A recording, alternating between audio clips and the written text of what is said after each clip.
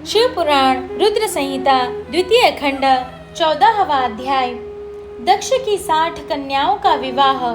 ब्रह्मा जी बोले, हे मुनिराज, दक्ष के इस रूप को जानकर मैं उसके पास गया। मैंने उसे शांत करने का बहुत प्रयत्न किया और सांत्वना दी। मैंने उसे तुम्हारा परिचय दिया। दक्ष को मैंने यह जानकारी भी दी कि तुम भी मेरे पुत्र हो। तुम मुनियों में श्रेष्ठ एवं देवताओं के प्रिय हो। तत्पश्चात प्रजापति दक्ष ने अपनी पत्नी से 60 सुंदर कन्याएं प्राप्त की। तब उनका धर्म आदि के साथ विवाह कर दिया। दक्ष ने अपनी 10 कन्याओं का विवाह धर्म से, 13 कन्याओं का ब्याह कश्यप मुनि से और 27 कन्याओं का विवाह चंद्रमा से कर दिया। 2 भूतारिगस और कुशाश्व को और शेष 4 कन्याओं का विवाह तार्क्ष्य के साथ कर दिया। इन सभी संतानों से तीनों लोक भर गए। पुत्र पुत्रियों की उत्पत्ति के पश्चात प्रजापति दक्ष ने अपनी पत्नी सहित देवी जगदम्बिका का ध्यान किया।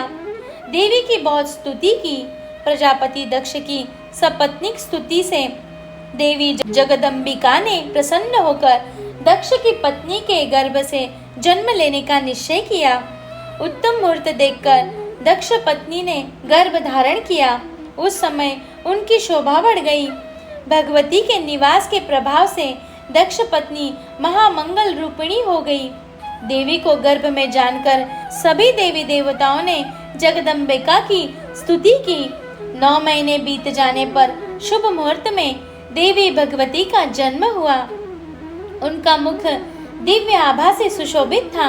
उनके जन्म के समय आकाश में फूलों की वर्षा होने लगी और मेघ जल बरसाने लगे। देवता आकाश में खड़े मांगलिक ध्वनि करने लगे। यज्ञ की बुझी हुई अग्नि पुनः जलने लगी। साक्षात जगदम्बा को प्रकट हुए देखकर दक्ष ने भक्ति भाव से उनकी स्तुति की।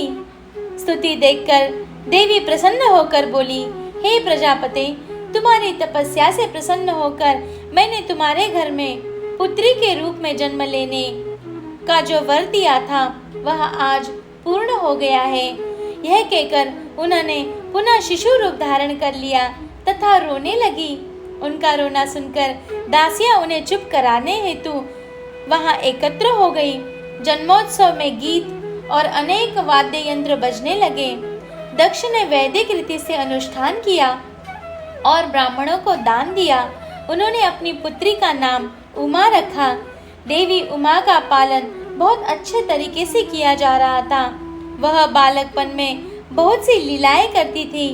देवी उमा इस प्रकार बढ़ने लगी जैसे शुक्ल पक्ष में चंद्रमा की कला बढ़ती है।